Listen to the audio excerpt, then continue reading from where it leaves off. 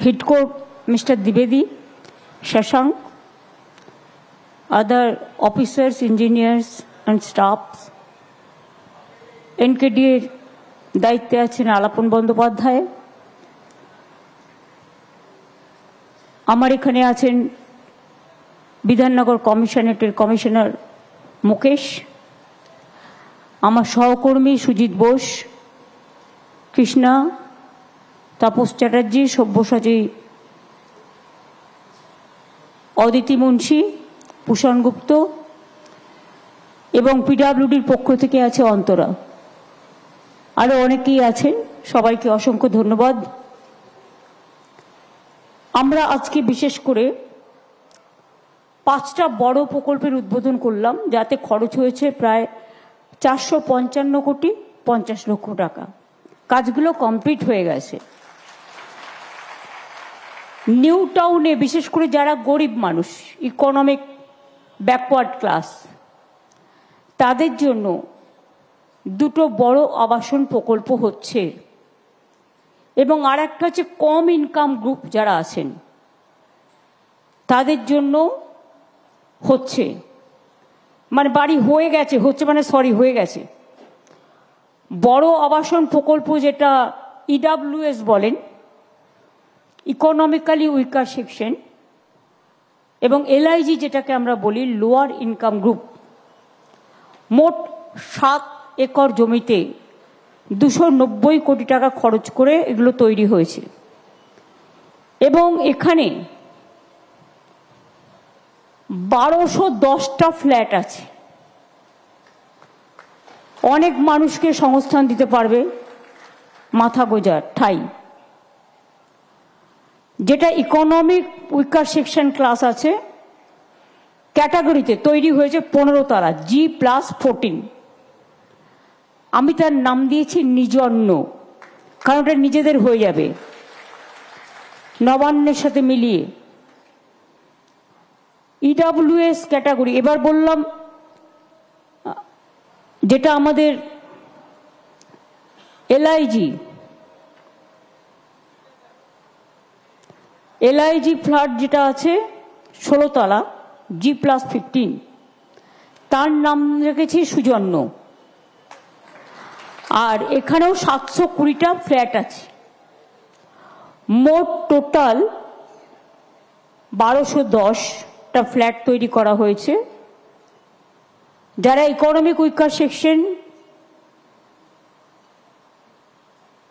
এবং এলআইজিতেও যারা আছেন, জমি কিন্তু সরকার দিয়েছে, জমির দাম কিন্তু নেওয়া হয়নি।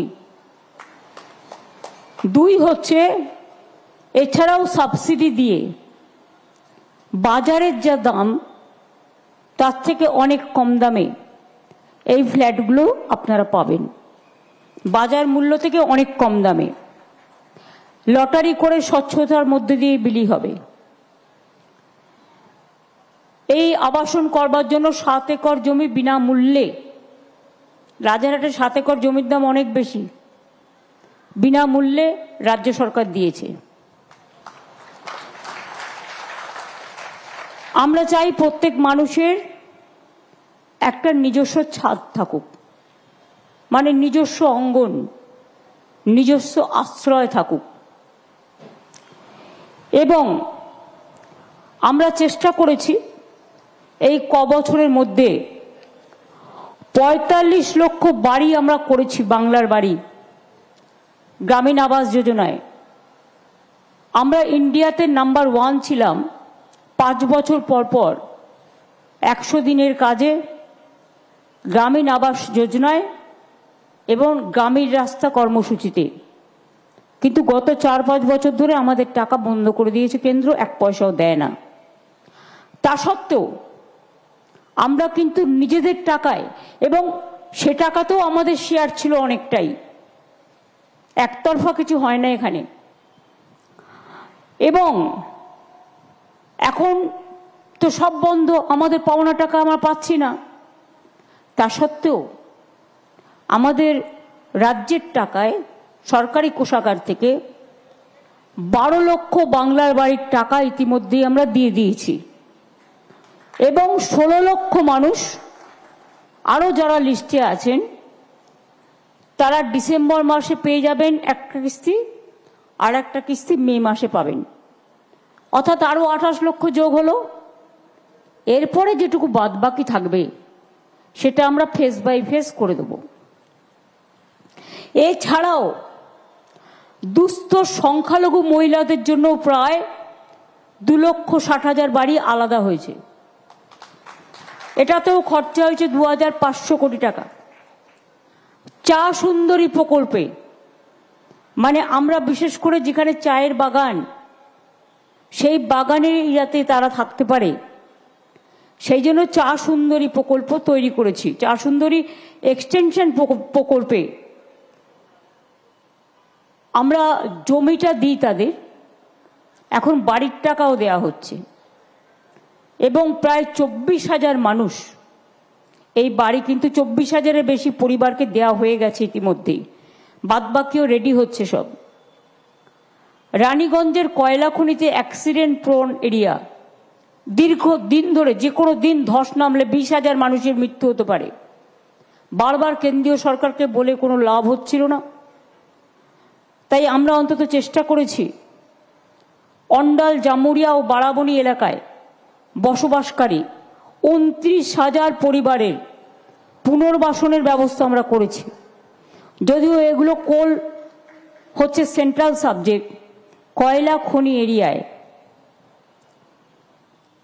এদের জন্য বাড়ি করে দেওয়া হয়েছে। এটাও কিন্তু আমরা করে দিয়েছি প্রায় 29,000 পরিবারকে। এই বাড়ির জন্য জমিটাও কিন্তু আমরাই দিয়েছি। এই যে আজকে আপনাদের এখানে প্রকৃতি তীর্থ হয়েছে, যেটা ইকো ট্যুরিজম পার্ক, বিশ্ব বাংলা কনভেনশন সেন্টার হয়েছে, ওয়াক্স মিউজিয়াম হয়েছে, অনেক কিছু হয়েছে পাশাপাশি, এবং প্রতিদিনই প্রচুর মানুষ এখানে যাতায়াত করেন, কিন্তু তাদের গাড়ি রাখার কোনো জায়গা ছিল না। এখানে ওখানে সেখানে রাখে। বিয়ে বাড়িও আছে ইকো ট্যুরিজম পার্কে, কত লোক আসে। সেই জন্য আমরা একটা মাল্টি লেভেল কার পার্কিং ফেসিলিটির উদ্বোধন করলাম। এটার আমি নাম দিয়েছি সুসম্পন্ন, কারণ আমাদের আলিপুরে একটা আমি করে দিয়েছি, সেটার নাম সম্পন্ন, আর এটার নাম সুসম্পন্ন। এখানে 8টি ফ্লোর আছে, 2 একর জমির ওপর 1,500-র বেশি গাড়ি এখানে থাকবে, রাখতে পারবেন। এর জন্য 141 কোটি টাকা খরচা করা হয়েছে, এবং একেবারে বিশ্ব বাংলা সেন্টার থেকে রূপান্ন সব জায়গাতেই, চিড়িয়াখানা, আলিপুর মিউজিয়াম, ধনধান্য, উত্তীর্ণ, সৌজন্য, ওদের নিয়ে যেমন আলিপুরে করে দিয়েছি সম্পন্ন, রাধারহাট এবং নিউ টাউনের মানুষের জন্য তাদের যাতায়াত, এবং অনেক বাইরের মানুষও আসেন। ইন্টারন্যাশনাল অনেক কমিশন মানে কনফারেন্স এখানে হয়, কিন্তু তাদের কার পার্কিংয়ের জায়গার অভাব ছিল, কাজেই এটাও করে দেওয়া হলো। আর যেটা ইকো আরবান ভিলেজ সংলগ্ন যে এলাকাটা আছে, শিশুদের জন্য আপনারা দেখেছেন নানা রকম অ্যারেঞ্জমেন্ট করা হয়েছে, এবং সেখানে একটা লেকও আছে। শুধু তাই নয়, 200 আসন বিশিষ্ট মুক্ত মঞ্চ আছে, শিশুদের জন্য বিনোদন পার্ক আছে, 150 মিটার দৈর্ঘ্য হাঁটার জায়গা আছে। কারণ এখন আমি যাই করি, আমি কিন্তু হাঁটার জায়গা রেখে দিই, পাথওয়ে। এছাড়াও ক্যাফেটেরিয়া, ফুড কিয়স্ক সব কিছু আছে। যেহেতু ওখানে লেক, এবং আগামী দিন নৌকা টৌকাও রাখবে নিশ্চয়ই চলবার জন্য, তাই আমি ওটাকে নাম দিয়েছি তরণ্য।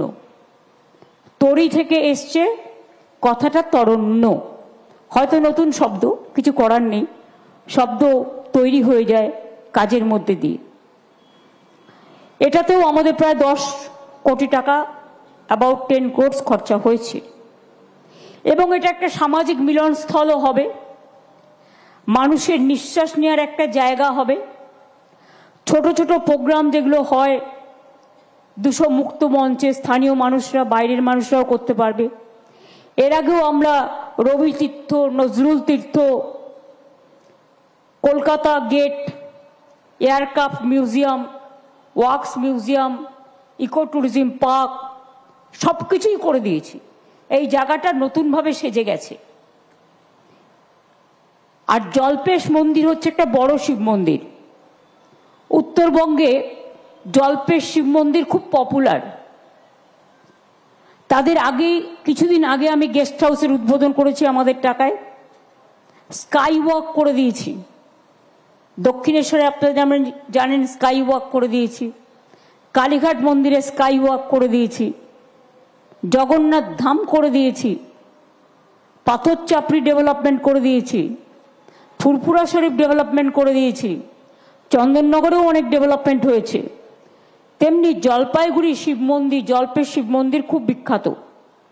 ওখানে জর্দা নদীর ওপর ময়নাগুড়ি থেকে জল্পেশ মন্দির যাবার পথে এক নবনির্মিত সেতু হলো, যেটা জল্পেশ মেলা প্রাঙ্গণ থেকে জল্পেশ মন্দিরের শিব চতুর্দশীর দ্বার পর্যন্ত পৌঁছানো যাবে। যেহেতু শ্রাবণী মেলা আসছে, ভোলে বাবা পার লাগাও, তাই এই সময় সেতুটা চালু করে দিলাম যাতে মানুষ সুযোগটা পায়। আমি অন্তরা এখানে আছে পিডাব্লিউডির, ওরা কাজটা করেছে একটা, আর একটা জেলা পরিষদের। আমি বলবো বড় গাড়ি কিন্তু ওই ছোট ব্রিজে দিও না। ছোট গাড়ি যাক যেটা সম্ভব। তোমরা যেটা করেছো আশা করি ব্রিজের মেনটেনেন্স বা কস্ট চেকিং করে নিয়েছো, ক্যাপাসিটি, মানুষ পায়ে হেঁটে যাক, কোনো অসুবিধে নেই। ছোট ব্রিজটা, বিশেষ করে নদীর ওপরে যে ব্রিজটা, এটা জেলা পরিষদ করেছে, কিন্তু ক্রস চেক করে নাও। ওখানে কিন্তু গাড়ি ঢুকবে না, ওটা কিন্তু পায়ে হাঁটা ব্রিজ, মাথায় রেখো একদম, যেটা শিব মন্দির পর্যন্ত গেছে। এটা আমি তোমায় দায়িত্ব দিলাম, তুমি জলপাইগুড়ি ডিএমএসপির সাথে কথা বলে এটা দেখে নিও।